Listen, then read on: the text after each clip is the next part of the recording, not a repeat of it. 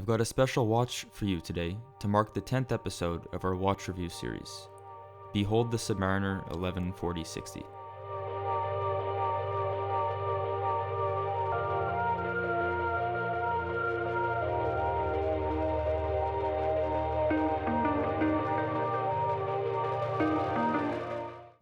I managed to buy this sub from a Rolex authorized dealer. I know, almost unheard of these days. I purchased mine from Howard Fine Jewelers located in Ottawa, Ontario. Certainly now my favorite Rolex AD after buying 2 watches with them. But they sincerely provide service one step above the competition, according to my personal experiences. Hook them up with a follow on Instagram at Howard Fine Jewelers. This is a very special watch for me because it was a milestone purchase to celebrate the Watch Review blog's 5-year anniversary since our founding in 2015. It was also purchased around my birthday and also represents a few business achievements throughout the last few years. These are my excuses for buying it. Needless to say, it's a life keeper in the collection. To mark these occasions, I wanted something ultra iconic, something a little bit more recognizable than usual. For me, there was no better choice than the 114060. It had to be the 114060 because it's designed after the original Submariner with no date. In a way, it almost has a reissue vibe to it. The no date layout also lends to an incredibly symmetrical dial that is mesmerizing to look at, which is again accentuated by the fat markers on the maxi-dial.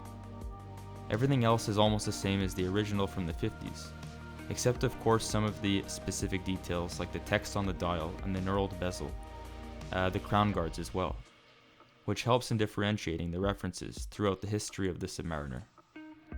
Funny enough, my brother also has the same watch, and he lent me his for a couple shots in this review.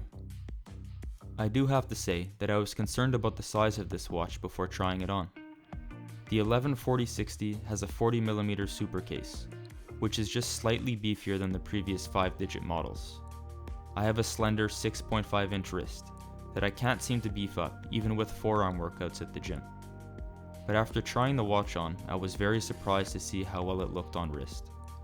Rolex has nailed the design on the Submariner so well that it just fits amazing on almost anyone. It looks good on small, medium, and large wrists, in an almost chameleon-like way. I'm really happy that I managed to snag this watch right before the release of the 124060. That would probably be too large on my wrist. The 124060 now comes in a 41mm size, with a wider lug-to-lug width, wider bracelet, bezel, and a reported roomier feeling dial. While the 40mm 114060 is probably the largest I would buy for myself, one must not forget that this is a dive watch, and the 114060 sizing is actually quite small and slim for a dive watch. Rolex has always designed the Sub to be a functional tool watch, but they've also designed it to be classy and elegant when worn outside of the water. Here's the Submariner 114060 sitting on our WatchPod display stand, which can be found in our shop at watchpodcases.com. There's been plenty of debate online about the thick lugs on the 114060, but if you don't scrutinize them side by side with the 5-digit model, they probably wouldn't even be labeled as thick.